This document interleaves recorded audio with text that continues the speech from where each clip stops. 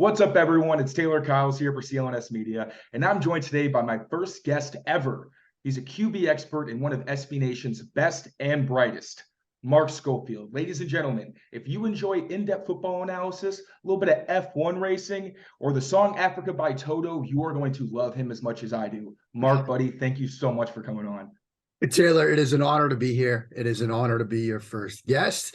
I'm very excited to be here. Very excited to talk about this Patriots class. I thought it was, a very Belichick-like draft class, but I do like it from top to bottom. So I'm excited to dive in. And again, man, it's a blast to see you. Think the world of you, buddy, and can't thank you enough for having me on. Feeling is mutual, my man. And I know that you recently got a chance to interview, speaking of F1 racing, Lando Norris. So first and foremost, I want to know what that was like for you. Pretty epic opportunity and what that was like. Yeah, it was an incredible opportunity. What was most fascinating about it is, F1 kind of reached out to me to sort of set that up. It wasn't a situation where I reached out to them, which I thought was actually pretty cool because, F1, they're trying to expand here in the States. So anytime they see sort of coverage here stateside, they're very excited about that. So, got to talk to him last Tuesday before the draft. It was weird, you're getting into like draft mode, you're doing interviews about quarterbacks and stuff like that. And then you have to, pardon the pun, shift gears and talk to an F1 driver. But it's fascinating because he's one of 20 people in the world that does the job. So it's a pretty exclusive club of athletes. I talked to him before the Azerbaijan Grand Prix, and he sort of walked me through the track, like each turn, each corner, each straight, each DRS zone, and what to expect. And hey, beyond all that, he finished in the points. And so if you're sort of one of the teams that's looking to get into the points in an upcoming race, say Alfa Romeo, AlphaTauri, you know who to talk to now. Apparently there's a little bit of good luck that I could spread around. But, it was fantastic. Thank you to McLaren and Lando for taking the time to chat with me. And, hoping to get a couple more driver interviews. Might even be down in Austin in October. There's talk of me getting to go down there for that, or maybe in addition, Vegas in November for the first Las Vegas Grand Prix. So, it's fun because the draft ends and I just go right into F1, and F1 gets me through the summer right into, the start of training camp. So it's a fun time. I love the sport. I love the strategy, the sort of X's and O's of F1 too. So it's a ton of fun, and getting to chat with Lando was surreal. Good to see that big brain and all that hard work of yours pay off, man. That's really cool. You're kind of paving the way, like you said. That's awesome, man. All right, so now I guess we will shift to draft mode, pun intended, on my end. So from a New England Patriots perspective, what for you were maybe the bigger surprises for who they selected? And was there anybody who you were like, yeah, this is probably someone who's in their area, and then they wound up taking them? For those of my colleagues at SB Nation who were in our Slack channel on Thursday night, they literally rode the roller coaster ride with me. I'll preface it with this. Christian Gonzalez was my CB1. I absolutely loved him. Loved studying him. Did a big piece on him, weeks ago about why he's CB1. And I got really into the weeds on 5 Cougar, which is a Saban coverage, where he's out wide. You make a man turn, try to bait the corner to throw the out route, and then you're reading it over your inside shoulder. You trap the flat route from the inside receiver, the number 2 receiver. And he made a play against UCLA where he makes that man coverage turn, DTR, throws a flat route to the tight end, and Gonzalez stops on a dime, breaks on it, lights up the tight end, causes a PBU. And as I wrote in the piece, like, for me, that was a sort of put the pen down, close the Google spreadsheet moment. Like, he's CB1, he's fantastic. And so this entire draft process, I've been telling anybody that would listen, and people told me too, it's like, he's a Belichick corner. Because you take him, you put him on an island, whether it's wide receiver 1, wide receiver, doesn't matter. He could do everything you want, but he's scheme diverse. He had a pick against Colorado where they run post wheel, and he's matching the post route and comes off it to break on the wheel and gets the pick because they're in a zone, single high structure, 3 deep structure, and he reads it perfectly. And so this entire process, it's been, I love this kid. I absolutely love him. He'll be off the board by 6. So there's no way.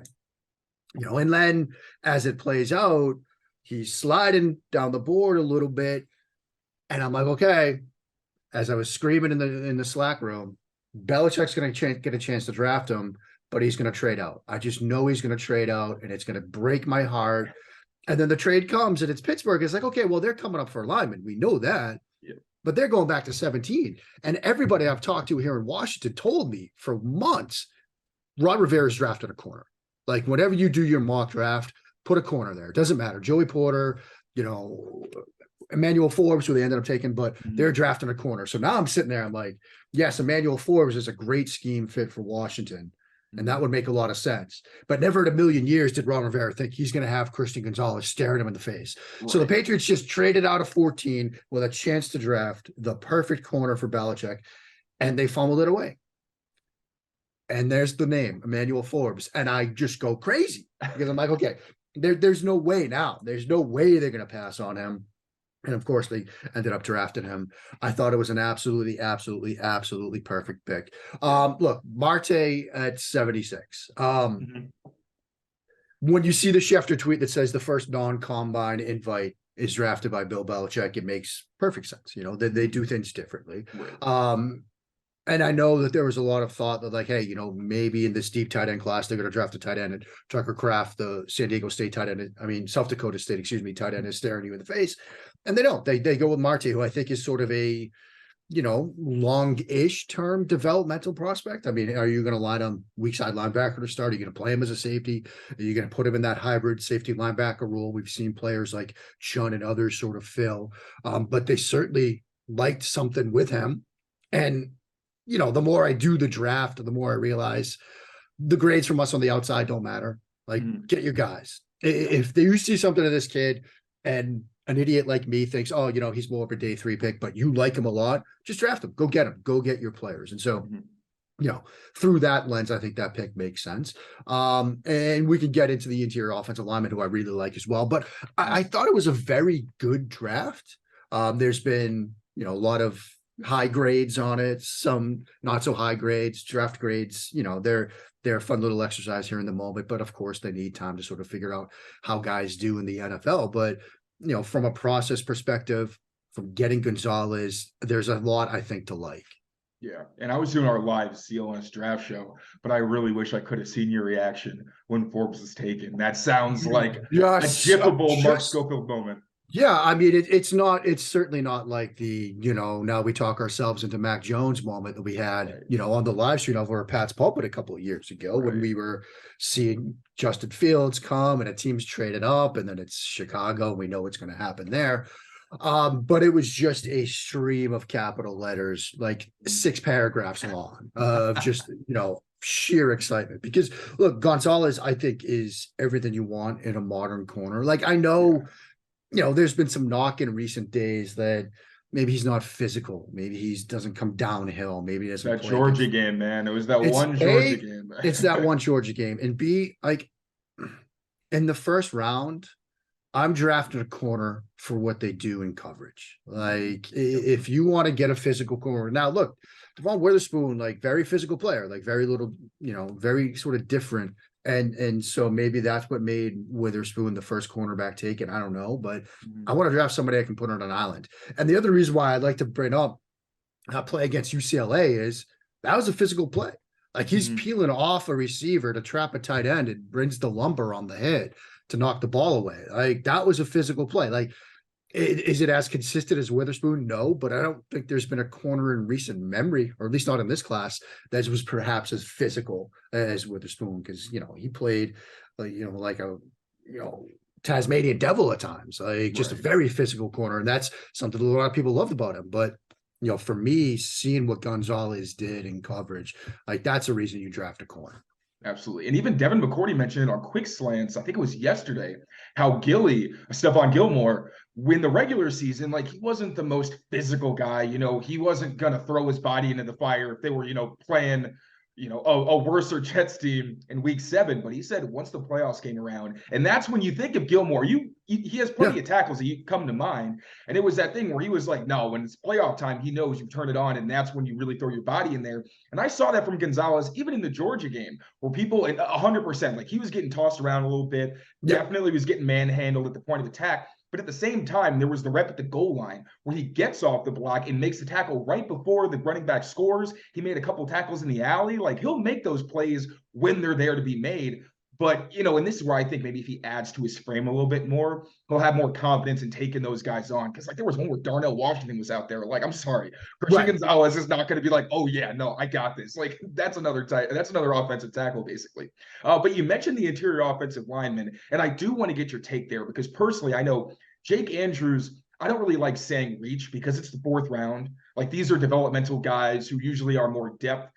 Some people thought, there's some tight ends on the board who can make an impact, some receivers at that point, even some running backs, some skill players, basically. But I thought he was a pretty good pick in the sense of, David Andrews is going to be around for long. One, the name, it's perfect. It's absolutely great. But he also worked with Cole Popovich, who was a co-offensive line coach for the Patriots in the past. And then obviously you got Sidney Sow, who's a guard who might also be a tackle. And then you got Antonio Mafi, who I really liked. I mocked him a couple times as a guard for them on day 3. So for sure, let me know what you think about those guys because I'm interested to hear.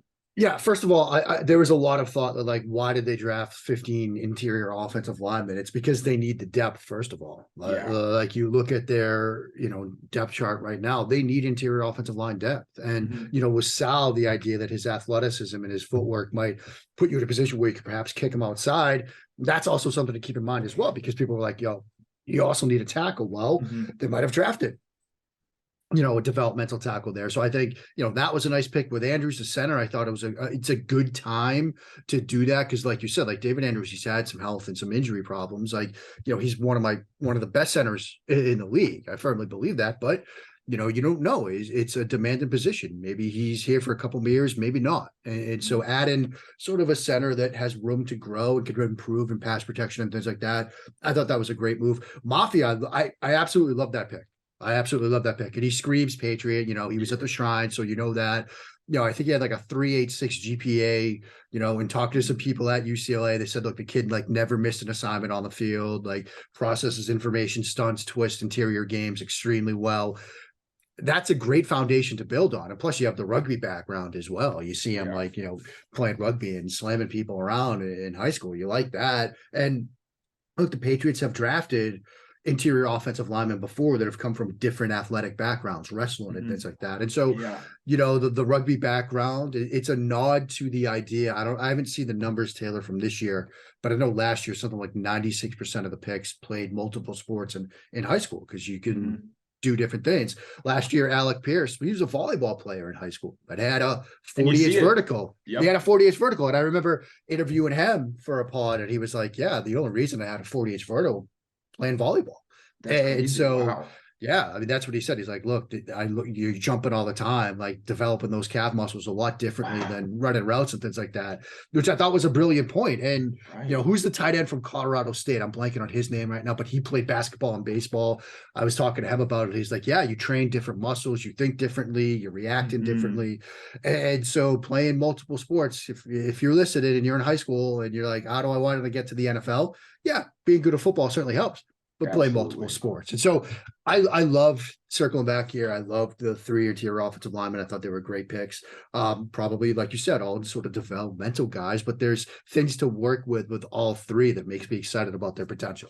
Absolutely. Especially when you consider also James Ferentz is 33 years old. He's 3 years older than David Andrews when you talk about depth on the interior. And when he did have to play a lot of snaps last season, you saw, a bit of a liability on those assists on blocks. Like he's not displacing guys and helping pass them off. And that really hurt the run game when David Andrews is out. So it made a lot of sense. Also, I would like to hear what you think philosophically. These are a lot of big, powerful guys. They're not in the Cole Strange mold, as I was looking through their depth chart, where it's that smaller guy who's super athletic. Like he is now very much the outlier in the type of lineman they have. Cody Russi a bit, but obviously he was undrafted. And at the center position, being on the smaller side isn't always the biggest disadvantage. Make a fast break to FanDuel during the NBA playoffs, because right now, new customers can get a no-sweat first bet up to $1,000.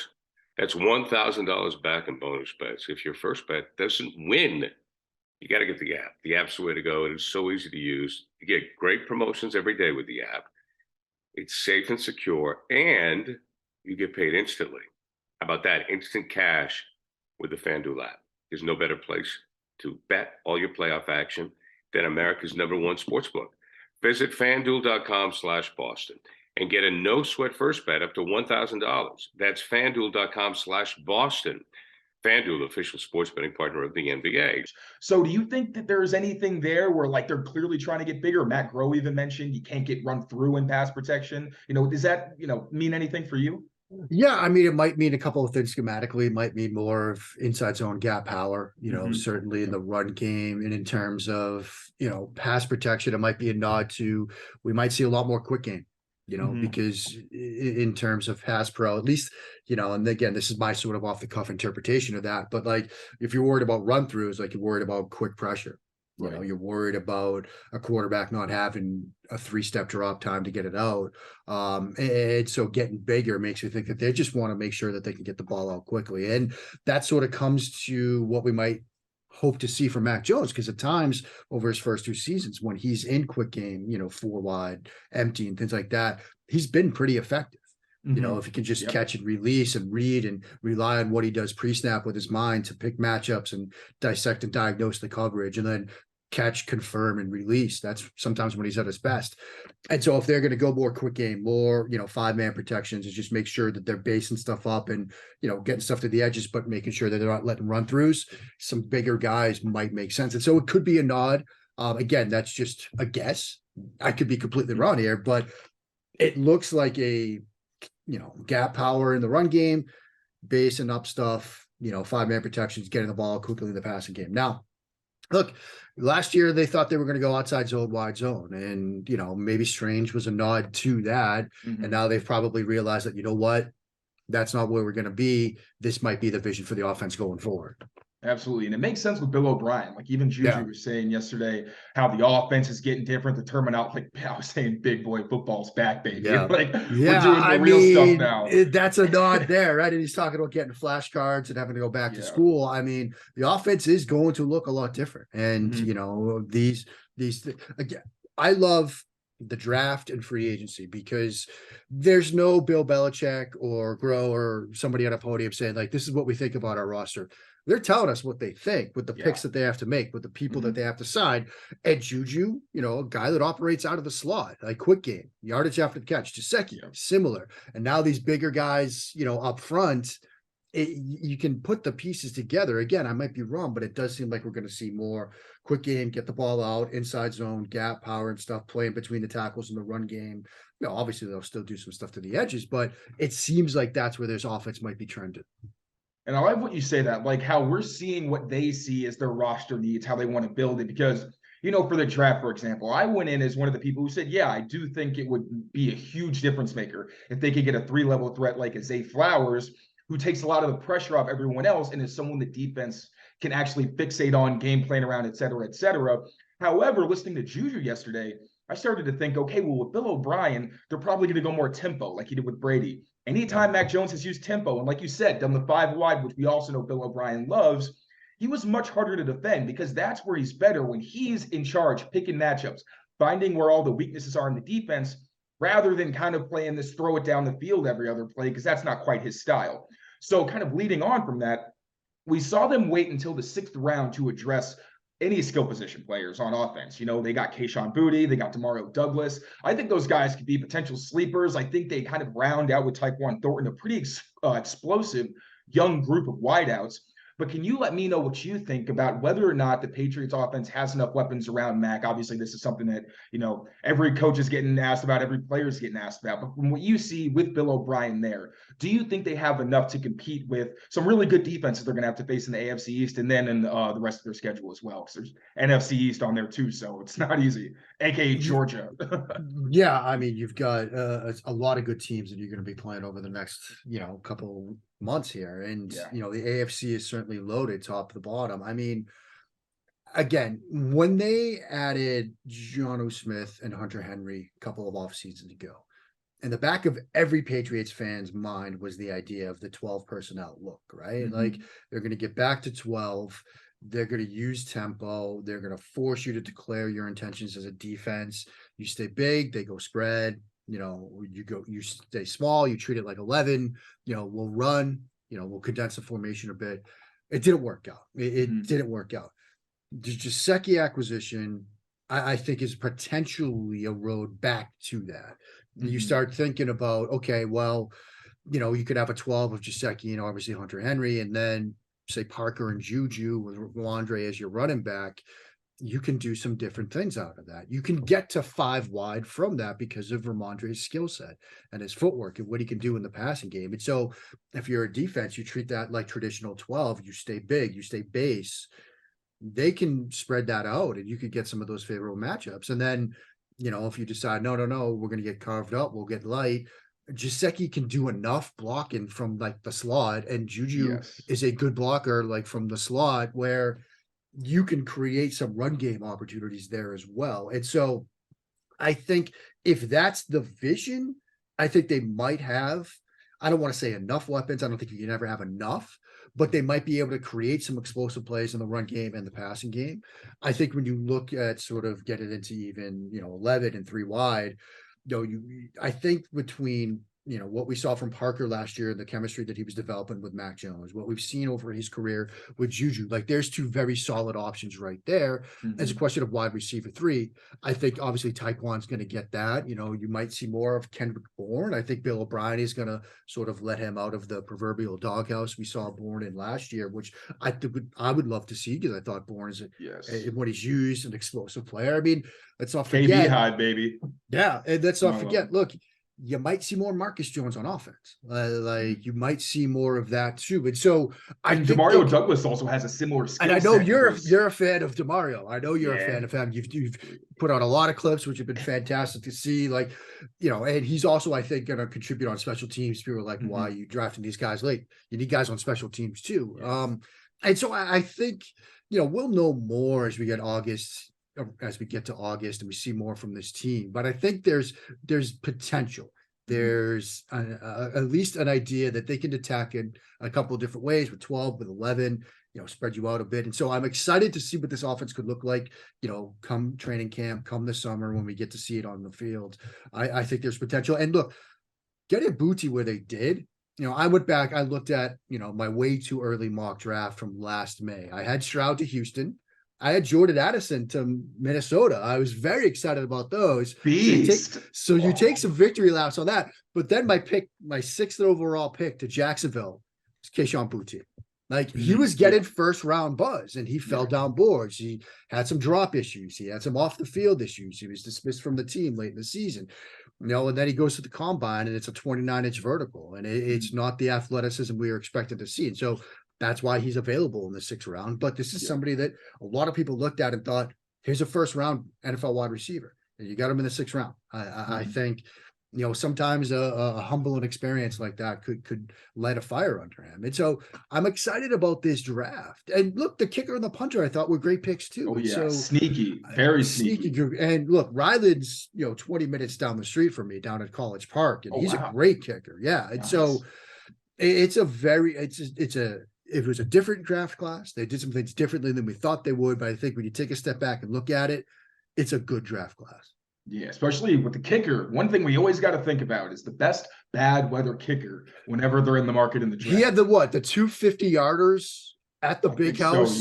In weather. It was elements. Like you got to be able to kick in Foxboro in December. And I think we've seen his ability to do that. Yeah. And so you mentioned, like you said, I've been posting clips of Demario Douglas, even Boutte, trying to find their best scheme fit. And when I was looking at, Patriots dynasty clips, because obviously that's the standard, I was seeing a lot of how Edelman was used, where when he's at Z, he's going to come in motion, get advantages against man, bump into the slot sometimes, use him so he can get space. I thought that was kind of Boutte's role as a guy who's a good route runner, but is also aggressive and effective after the catch. And Demario Douglas is more of an Amendola, where it's slot only. He's running like 90% quick outs, but it's because of his elusiveness and his route running, he can turn those into bigger plays. In terms of maybe scheme overlap, do you see possibly things that we're going to see exactly the same from McDaniel's era coming to Bill O'Brien, because obviously they were brought up in the same system in New England? And do you see any key differences maybe that Bill O'Brien's going to bring that we didn't see as much with McDaniel's?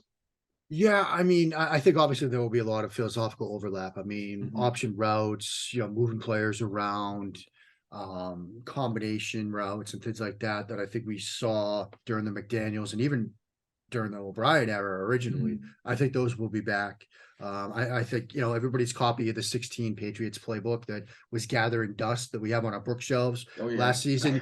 You could dust it off. We'll be using that was come the good. fall. It was Yeah, it's good. good. It's good to see that back, and all the code names we can start throwing around, like Seattle and all the NBA names that they have for 3-level concepts and things like that. Mhm. I think what I'm curious to see is how much of the offense under O'Brien looks like the Brady Patriots offense he ran here, or say, the Bryce Young Alabama offense. What were That the we've big seen the differences past couple there of that you've years. seen? I mean, obviously, uh, the reliance on the RPO game. Mhm. I think will be a very interesting thing to watch. Obviously, a lot of RPOs in that Alabama offense, second and third level RPOs, where second level RPO, you sort of reading a linebacker, third level, a lot less frequent, but you could be reading a safety if there's a safety coming down or something like that. You might be reading them.